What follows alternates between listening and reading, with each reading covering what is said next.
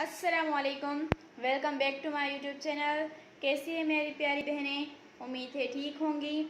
आप लोग देख सकते हैं हमने आज बहुत ही प्यारी फ़्रॉक बनाई है और बहुत ही खूबसूरत है। हमने इस डिज़ाइन में जो है सिर्फ फूल क्रोशिया का काम और सितारों का काम किया है। माशाल्लाह बहुत ही खूबसूरत और बहुत ही प्यारी डिज़ाइन है।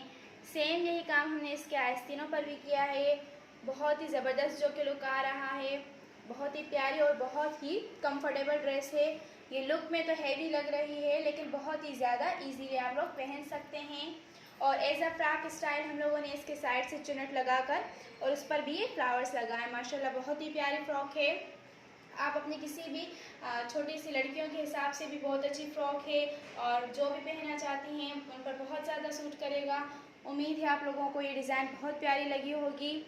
हमें कमेंट्स में बताएं कि आप लोगों को डिज़ाइन कैसी लगी। हमारे चैनल को सब्सक्राइब करें, शेयर करें और हमें सपोर्ट करें। अल्लाह हाफ़िज़।